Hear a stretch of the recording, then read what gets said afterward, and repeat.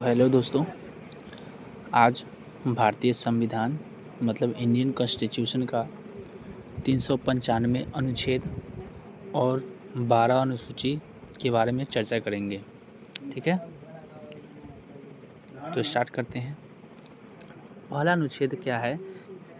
पहला अनुच्छेद में क्या कहता है? भारत एक संघ राज्य क्षेत्र है। दूसरा अनुच्छेद में है संसद नए राज्यों की स्थापना कर सकता है। अगला है तीसरा अनुच्छेद में संसद नए राज्यों की सीमा में परिवर्तन कर सकता है। अनुच्छेद 4 नए राज्यों में परिवर्तन में 368 का संविधान संशोधन नहीं माना जाएगा। अनुच्छेद 5 में कहता है संविधान लागू होने पर भारत की नागरिकता प्राप्त कर दी जाएगी। अनुच्छेद 6 कहता है नागरिक पाकिस्तान से भारत आए व्यक्ति को भारत की नागरिकता। अनुच्छेद 6 अनुच्छेद 7 कहता है भारत से पाकिस्तान गए व्यक्ति को भारत की नागरिकता समाप्त कर दी। अनुच्छेद 8 कहता है वर्तमान में रह रहे व्यक्ति को कुछ शर्तें द्वारा भारत की नागरिकता प्राप्त होगी। अनुच्छेद 9 कहता है कि विदेशी नागरिकता अपनाने पर भारत की नागरिकता समाप्त कर दी जाएगी। अनुच्छेद 10 कहता है नागरिकों को नागरिकता के संदर्भ में विशेष अधिवेशक की व्यवस्था की गई है। अनुच्छेद 11 कहता है संसद नागरिकता के संदर्भ में विशेष नियम बना सकता है। अनुच्छेद 13 कहता है मूल अधिकारों के संदर्भ में रिट जारी कर सकता है। अनुच्छेद 14 समता का अधिकार है। अनुच्छेद 15 जाति धर्म के आधार पर कोई भेदभाव नहीं किया जा सकता है।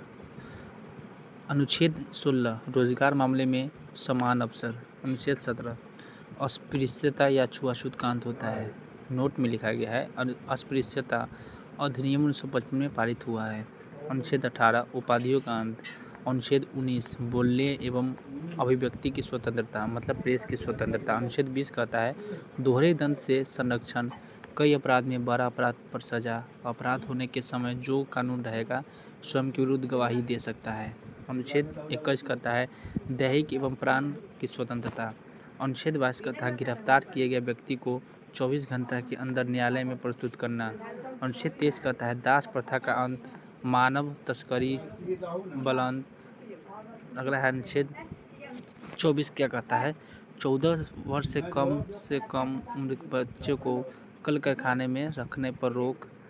अनुच्छेद 25 कहता है धार्मिक स्वतंत्रता। अनुच्छेद 26 कहता है धार्मिक एवं कल्याणकारी उद्देश्य से धार्मिक संस्था की स्थापना कर सकता है। अनुच्छेद 27 कहता है धार्मिक उद्देश्य से वसूले गए पैसों पर टैक्स नहीं लगाया जाएगा। अनुच्छेद 28 कहता है राज्य द्वारा संचालित शिक्षण संस्थानों में धार्मिक उपदेश नहीं दिया जाएगा। अनुच्छेद 29 कहता है अल्पसंख्यकों को सुरक्षा प्रदान किया जाएगा। अनुच्छेद 30 कहता है अल्पसंख्यकों को अपने पसंद का शिक्षण संस्थानों खोलने का अधिकार दिया जाएगा। अनुच्छेद 31 कहता है संपत्ति का अधिकार मतलब 44वां संविधान संशोधन 1978 के तहत अनुच्छेद 31 को हटाकर 300 क में जोड़ दिया जाएगा जहां पर यहाँ कानूनी अधिकार बना गया है।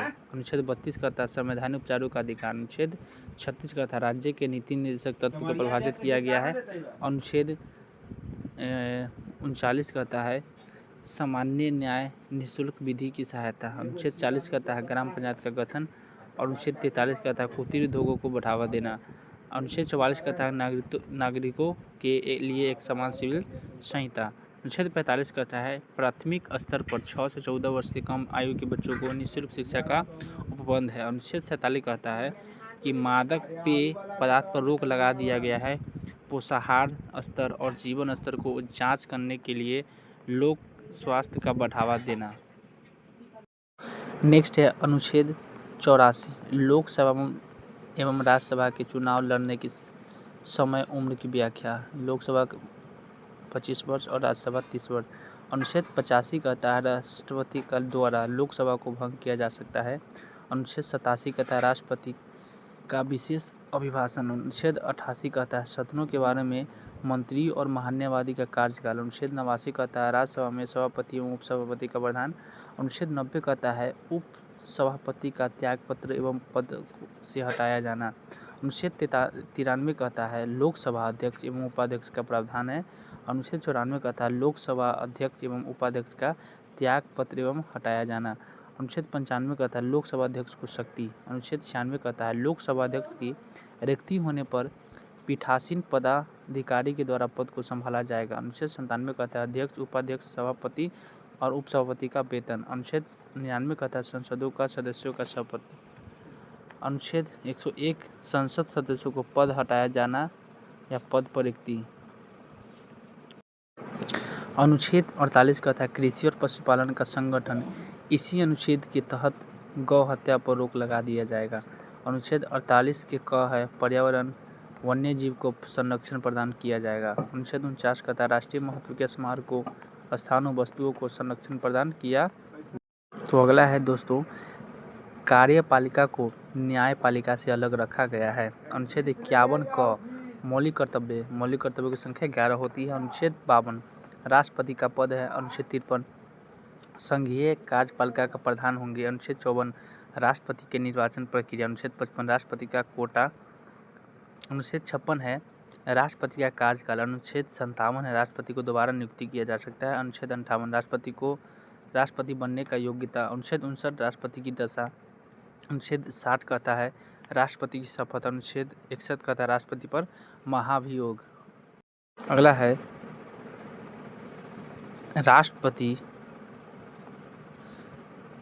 उपराष्ट्रपति का पद।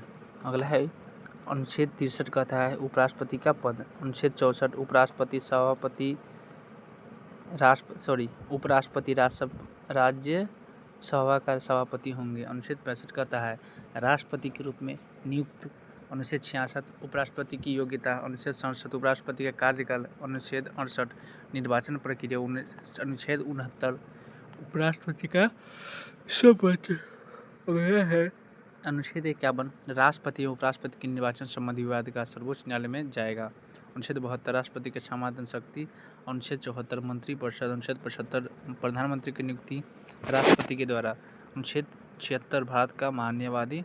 अनुच्छेद 78 राष्ट्रपति शासन संबंधी सलाह प्रधानमंत्री में प्राप्त करेंगे। अनुच्छेद 79 संसद का गठन। अनुच्छेद 80 राज्यसभा का गठन। अनुच्छेद 83 राज्यसभा में राष्ट्रपति के द्वारा कला, साहित्य, विज्ञान, सामाजिक सेवा इत्यादि क्षेत्रों में सदस्य मनोनीत किया जाता है। अगला क्वेश्चन है अनुच्छेद 100 गणपूर्ति या कोरम का प्रावधान है। अनुच्छेद 101 में कहता है संसद के सदनों एवं उनके सदस्य एवं समितियों का शक्ति होता है। अनुच्छेद 106 संसद सदस्य का वेतन।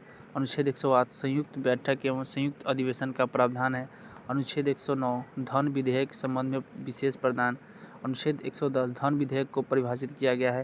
अनुच्छेद 112 केंद्र में बजट का प्रावधान। अनुच्छेद 117 वित्त विधेयक को परिभाषित किया जाएगा। अगला क्वेश्चन अनुच्छेद 118 संयुक्त अधिवेशन की अध्यक्षता लोकसभा द्वारा कराया जाएगा। अनुच्छेद 120 संसद में प्रयोग की जाने वाली भाषा की चर्चा। अनुच्छेद 123 राष्ट्रपति के अध्यादेश। 124 सर्वोच्च न्यायालय के मुख्य न्यायाधीश की नियुक्ति होता है। अनुच्छेद 124 का सर्वोच्च न्यायालय के मुख्य न्यायाधीश का कार्यकाल। अनुच्छेद 124 के 4 में सर्वोच्च न्यायालय के मुख्य न्यायाधीश पर महाभियोग।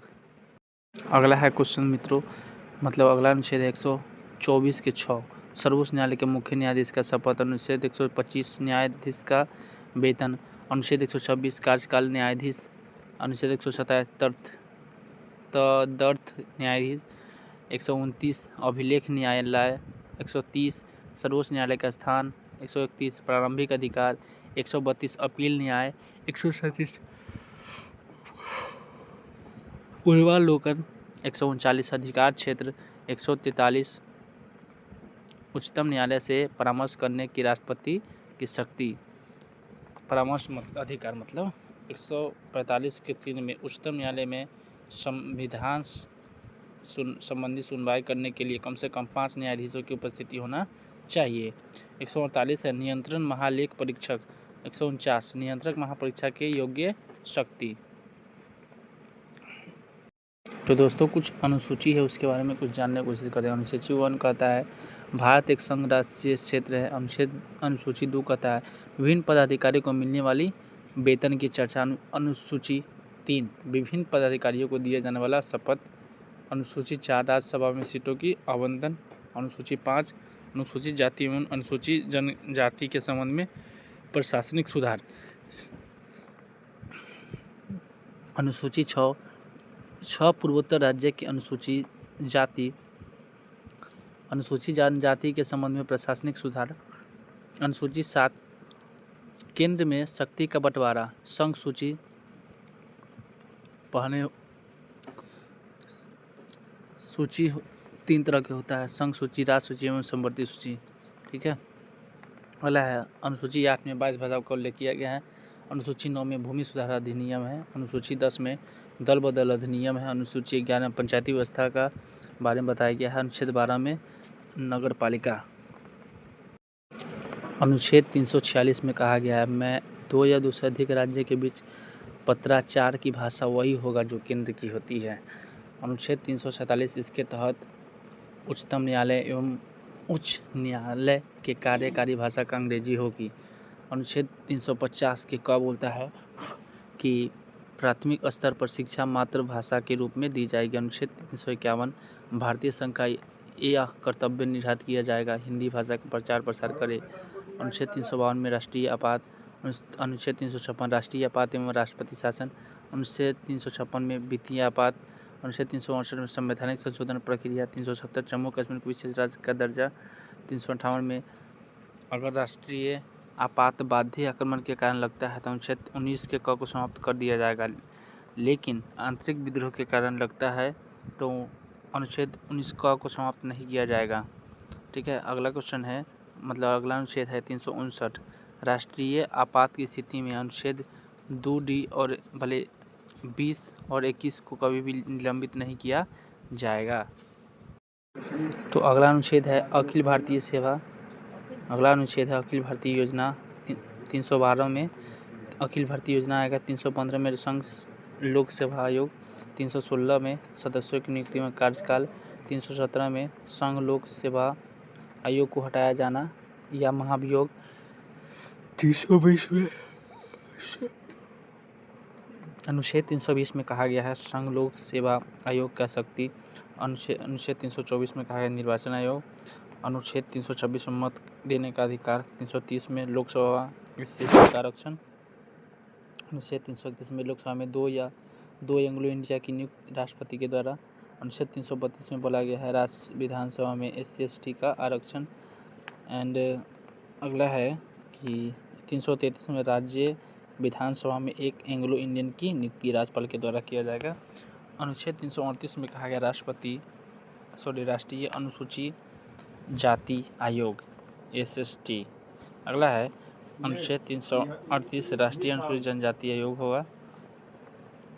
अगला क्वेश्चन है अनुच्छेद 343 में भारतीय संघ की भाषा हिंदी एवं लिपि देवनागरी लिपि। अनुच्छेद 344 में बोला गया है राज्य भाषा आयोग का गठन।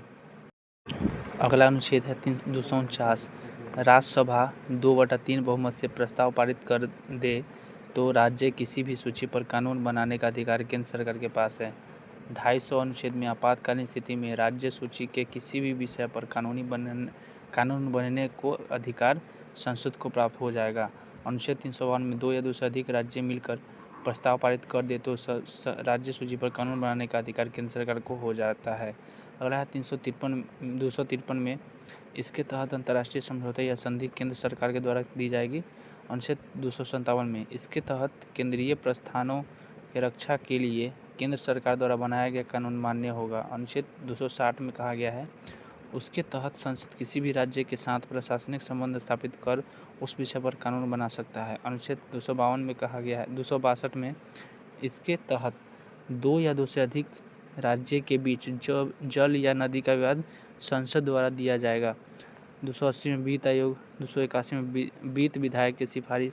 266 में संचित निधि। 267 आकस्मिक निधि। 243 ग्राम सभा का गठन।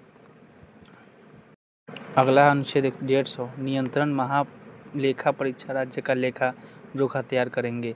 अनुच्छेद 151 नियंत्रण महालेखा परीक्षा केंद्र के लेखा जोखा का राष्ट्रपति के समक्ष प्रस्तुत करेंगे। अनुच्छेद 153 में राज्यपाल का पद।